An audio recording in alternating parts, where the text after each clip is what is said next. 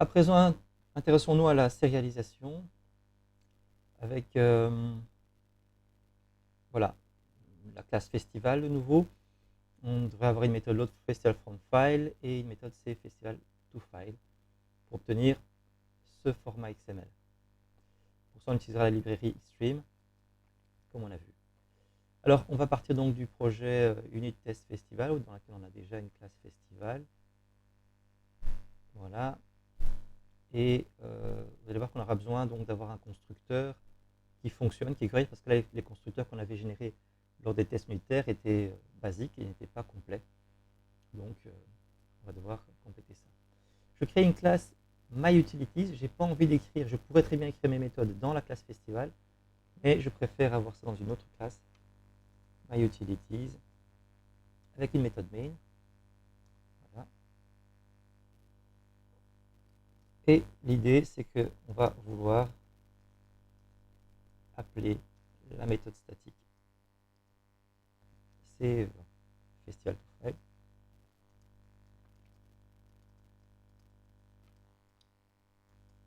Name f. Voilà. Méthode statique, on lui donne file name qui est un string, l'adresse du fichier. On va l'appeler data.xml ce fichier. Voilà. Et on lui donne un festival.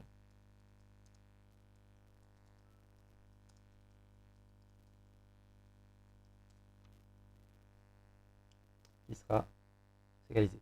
Donc voilà pourquoi le constructeur doit être fonctionnel, parce que là on a besoin de créer un objet festival et bien le configurer.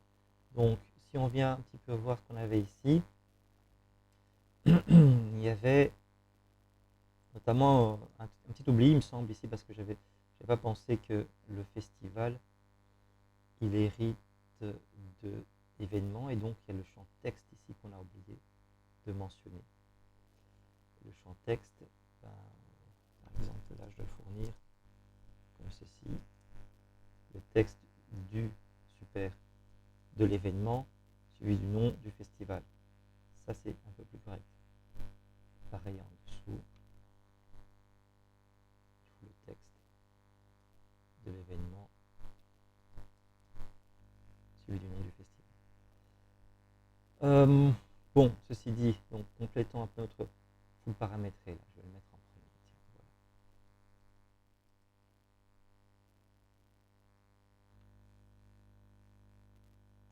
voilà. Donc, après avoir appelé la classe mère, ce qu'on va faire, c'est avec les setters, set nom, définir le nom. Ensuite, on a quoi? La local date. Ça, c'est déjà fourni ici à l'événement. Les stands. Set stand. Stand. Set date. Les dates. Set free. Et set maximum capacity. Voilà. Si vous vous demandez comment je fais ces écritures rapides, je fais CTRL espace pour avoir l'autocomplete. Hein. CTRL espace. Voilà. Et ça m'a l'air complet. Après, ce constructeur-là, il appelle la classe mère. On va dire non, on va dire qu'il va appeler 10. Le constructeur ici, en lui fournissant le texte, le nom, et puis en termes de date, now, suivi de une nouvelle array list de stand. Instancié comme ceci, à vide. Voilà. Suivi d'un nouveau triset de date.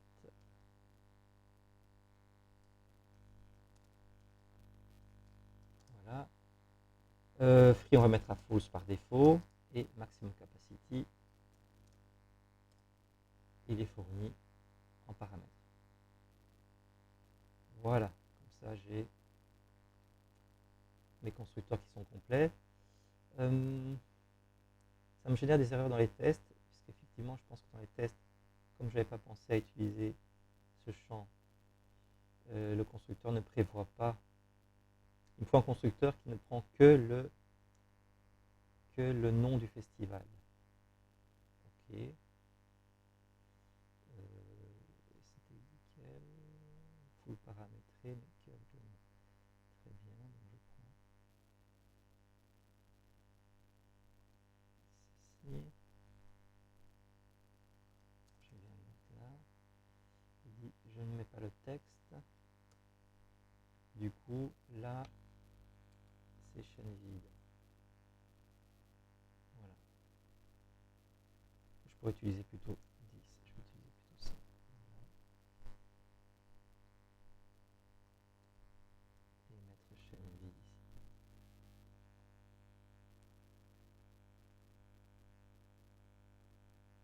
Voilà, comme ça, mes tests unitaires n'ont plus d'erreur.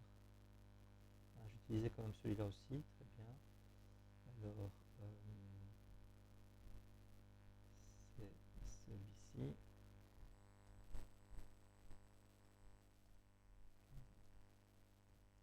Mais de nouveau, sans le texte. Donc, je vais mettre celui-là.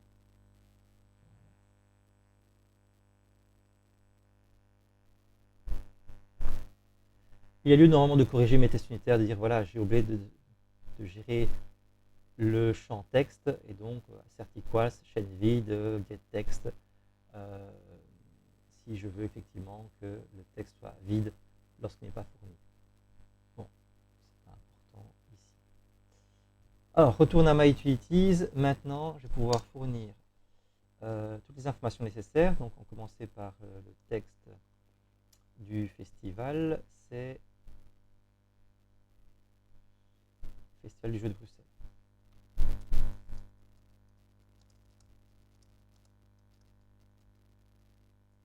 Ensuite, le nom, Brussels Game Festival. Ensuite, la date, 28 du 8 2022.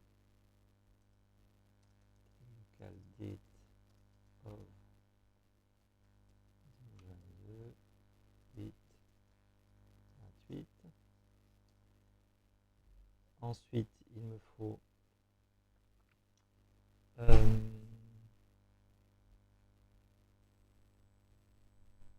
pourquoi est-ce que je ne me contenterai pas simplement, j'ai quoi comme constructeur? Non, la capacité, mettons la capacité. Donc la date, je vais la mettre après. Ça fait trop de choses à écrire ici. Donc 150.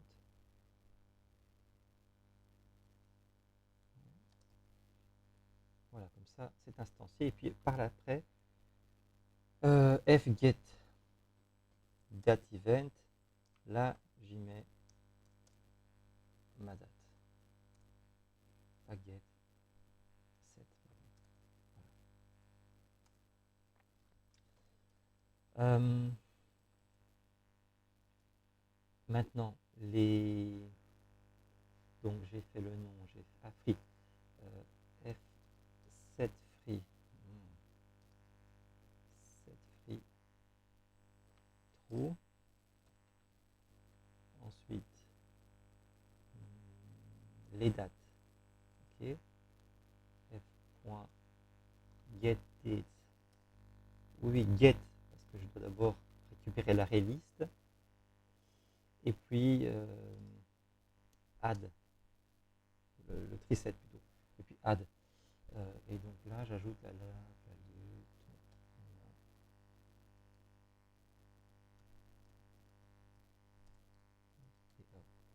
le 28, le 29 et le 30.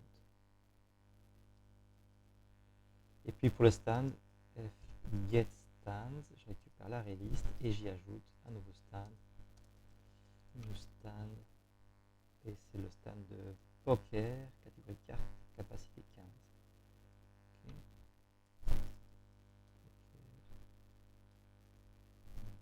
Carte, capacité 15. Donc j'ai l'air très à l'aise et je vais très vite là-dedans parce que je connais ces classes. C'est pas quelque chose que je découvre. J'ai déjà travaillé avec, j'ai déjà créé des festivals, des stands, etc., etc. C'est pas nouveau. Ok. Pour vous aussi, c'est pas nouveau. Vous avez l'occasion de bien vous exercer avec ces classes avant l'examen. Je pense que j'ai tout. Oui. Donc l'objet festival est créé. Il est fourni à la méthode. Maintenant, je vais générer cette méthode. Ben voilà. Je la mets en public.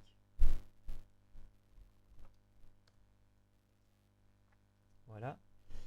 Et il va falloir se réaliser pourquoi, avec quoi, avec Xstream. Donc je vais convertir mon projet en projet Maven. Configure convert to Maven project.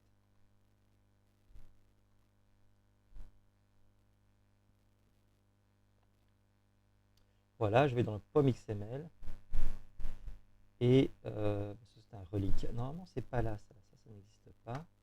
Normalement, vous êtes comme ceci. Vous ajoutez dependencies vous-même. Et puis après, vous allez chercher sur Internet Maven repository Xstream. Voilà. La version, dernière version. Donc 19. Copie ça. Et on vient coller.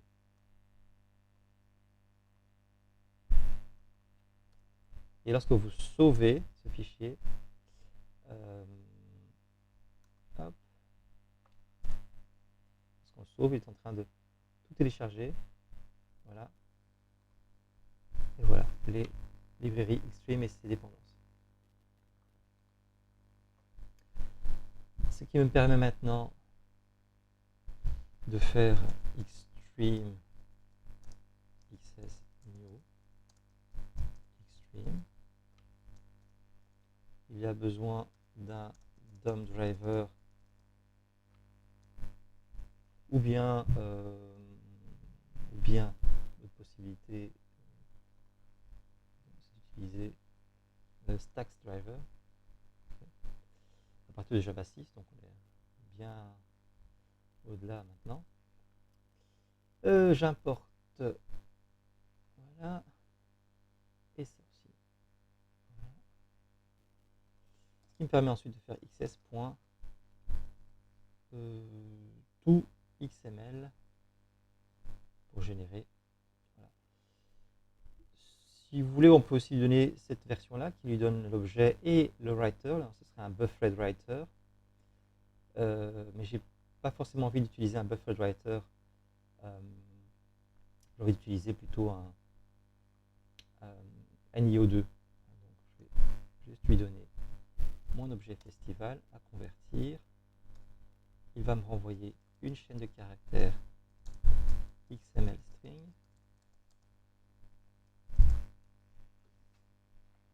Bien sûr, entre les deux, nous avons la configuration à faire. Hein. Je ne fais pas maintenant. On va d'abord voir ce qui se passe lors de l'écriture. Maintenant, écrire le fichier. C'est NIO2, donc files.write. Si vous avez Java 11, vous avez une méthode writeString qui est très simple. Du coup, vous pouvez directement écrire la chaîne de caractères. Là, je suis en Java 8, je n'ai pas writeString. Je pourrais utiliser New Buffered Writer. C'est sympa aussi, voilà. Mais là, je vais utiliser write tout simplement. Et vous devez choisir celle qui propose un itérable ici de séquence de caractères.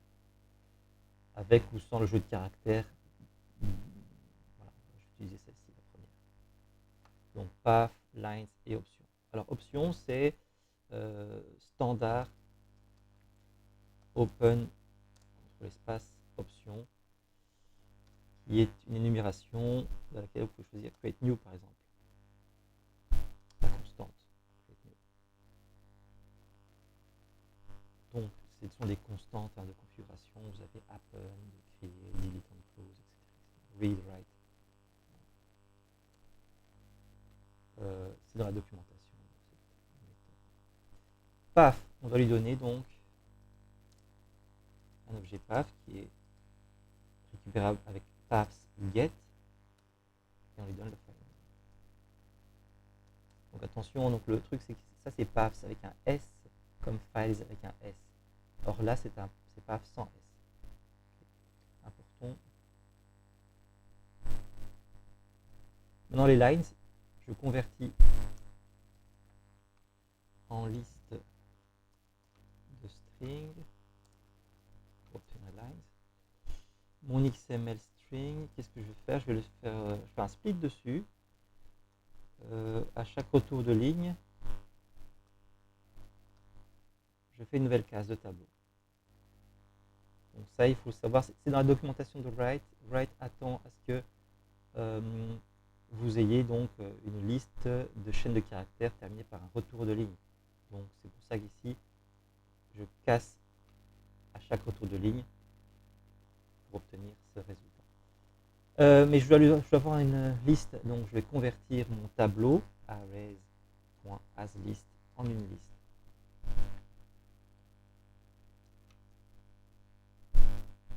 Voilà, et j'importe Java util list. Voilà, j'espère que c'est clair. Une chaîne de caractères convertie en tableau de chaîne de caractères, array. Cet array converti en liste de string. Et ça, je le donne ici. Et maintenant, il me dit, non, il faut un try catch. Voilà, pas de problème. Pour gérer les exceptions d'entrée-sortie. Et voilà, on peut déjà tester ça maintenant. On peut lancer ça, création de l'objet, sauvegarde de l'objet, après configuration, après création du stream. Je lance. Ça se termine bien. Ici, je ne vois rien venir. Je vais donc actualiser F5. Et je vois mon fichier data XML qui est là. Je l'ouvre. Et si jamais vous êtes dans le mode design ici, eh bien, vous cliquez sur source pour avoir la vue texte pure. Vous voyez que ça marche. Reste à configurer pour, par exemple, ici avoir un alias à la place d'avoir le package PO suivi du nom de la classe, juste le nom. C'est parti. Configuration xs.alias. Je voudrais que festival soit l'alias de la classe festival. Ça me donne, je relance. Et là j'ai une erreur, c'est une erreur de file already exists. Ok, pas de problème. Ce que je vais faire c'est, s'il existe, alors je le supprime. Files exist. Voilà. Ah mais je vois qu'il y a une delete if exist. C'est peut-être mieux, hein. Ça m'évite de faire d'écrire trop de code. Voilà, il a besoin d'un path, c'est bien. Et il a besoin qu'on mette un try catch, très bien. Donc je vais prendre tout ça et je vais le mettre dans ce try catch-ci. Voilà. Et je relance. Et ça se termine sans problème. Il a pu le supprimer et le recréer. J'actualise les changements. On a bien notre alias qui a fonctionné ici. On continue la configuration avec le nom qui doit être un attribut. Le nom est free des attributs de festival. Okay. Donc ça c'est XS use attribute for. Vous avez, j'étais un peu vite, plusieurs méthodes, hein, class define in string file name, string field name, class type. Bon, c'est celle-là, hein, la deuxième. Donc on a festival.class. Non. Et on peut directement faire la deuxième. Le champ free. Je relance. Terminé. J'actualise. Et ça a fonctionné. Voilà. Ensuite, je vois que j'ai aussi un alias pour stand. Donc c'est parti. Alias. Je voudrais mettre stand avec un S minuscule à chaque fois qu'il y a une classe stand.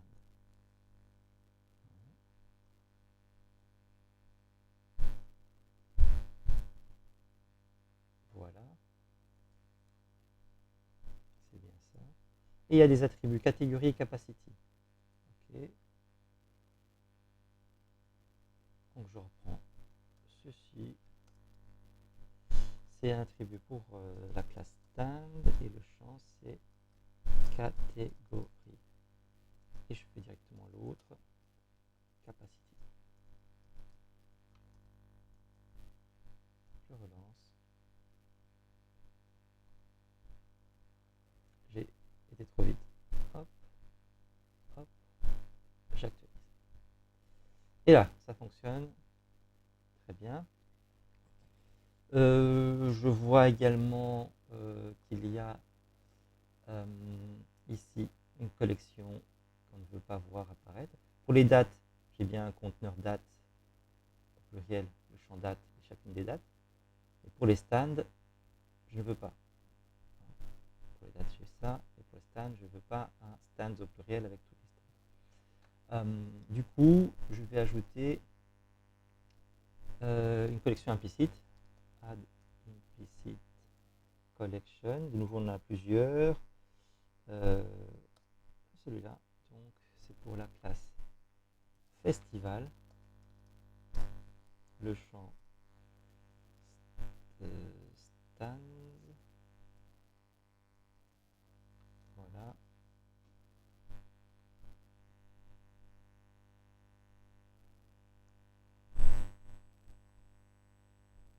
Ça marche.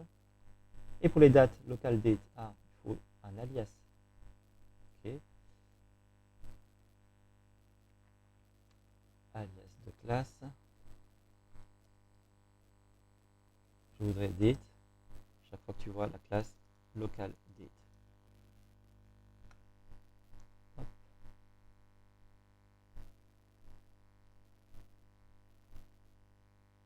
Et voilà. Je pense que c'est tout. Après, vous me direz, on a max capacity en dernier, alors que ici, on l'a en troisième. Bon, ça, c'est l'ordre des champs. On peut le configurer avec Xstream, mais je ne vous ai pas demandé de le faire. Hein, si on va dans Tweaking the Output, on a l'ordre ici, hein, l'ordre des champs, avec un converteur. Ça, vous n'êtes pas censé le faire pour moi, donc je ne vous le demande pas. La méthode simple, hein, si ça vous tracasse, c'est vraiment juste de venir ici au niveau de la déclaration des propriétés. Et si vous mettez donc les stands et les dates en dernier, voilà, comme ceci, un max capacity arrive là, et que je relance. Hop. Vous voyez que cette fois-ci, ben voilà, il est là. Il est au-dessus. Et là, on a à peu près l'ordre date puis stand. Stand puis date, même chose. Je vais mettre stand en dernier. Ici.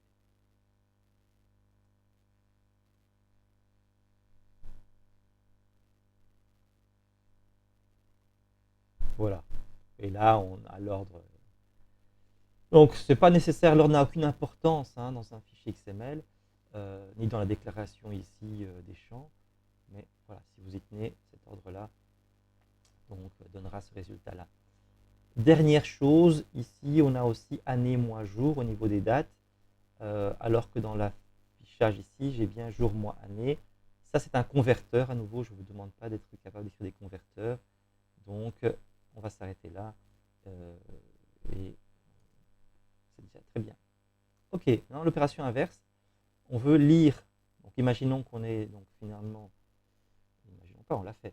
On a fait ça. Maintenant, après avoir créé le fichier, on va myutilities.load, comment on l'appelle, load festival from file.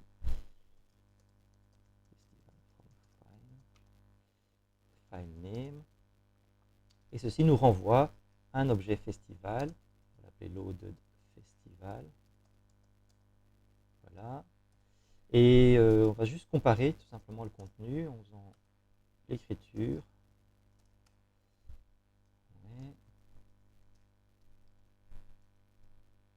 Le toString des deux.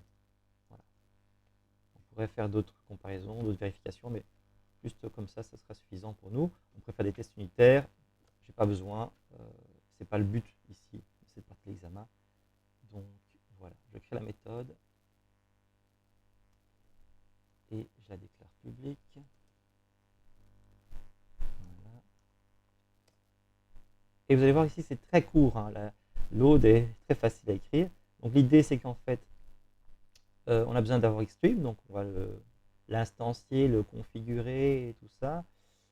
Mais au lieu de copier-coller ce bout de code-là, ce que je vais faire, c'est que je vais le convertir, refactor, extract method. Je vais appeler ça config Xstream, par exemple. Voilà, ce qui me crée une méthode qui renvoie notre objet XS ici. Et du coup, cet appel-là, je vais pouvoir l'utiliser également dans load. Ça fait du don't repeat yourself, hein, du dry. Mon code est plus propre comme ça. Et une fois que j'ai mon objet XS, je peux donc faire XS from XML. Vous voyez qu'il y a plein de possibilités ici. On en a une qui prend justement un fichier. Donc là, cette fois-ci, pour gagner un peu de temps, au lieu de faire du NIO, hein, de lire un fichier avec files read all lines, hein, parce que vous avez bien cette méthode-là, files read all lines, et on obtient du coup une array list de string, une liste de string, et du coup on devrait utiliser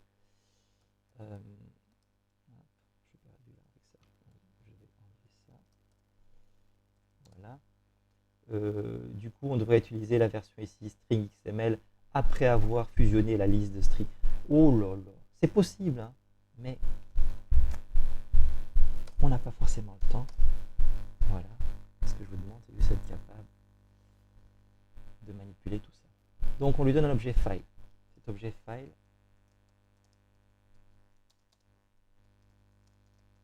voilà, oui, c'est du vieux Java IO, librairie IO, classique, mais ça fait le travail, comme on dit. Ça fait le taf. Voilà. Et ça permettra de renvoyer un objet qu'on va caster en festival. Et le tout, bah, c'est ça qu'on return, en fait. Ce serait ça, c'est tout, c'est aussi court que ça. On dirait bien, les 3 lignes de code. Allez, on lance ça, et on voit si ça marche. Alors, c'est beau les messages d'erreur. Security Forbidden Class Exception, très bien. On risque d'avoir beaucoup de Forbidden Class. On va configurer Xstream au niveau de la sécurité. Et du coup, l'intérêt d'avoir ça dans une seule méthode à part, hein, comme ça on centralise. xs.add permission et on va donner anytype permission.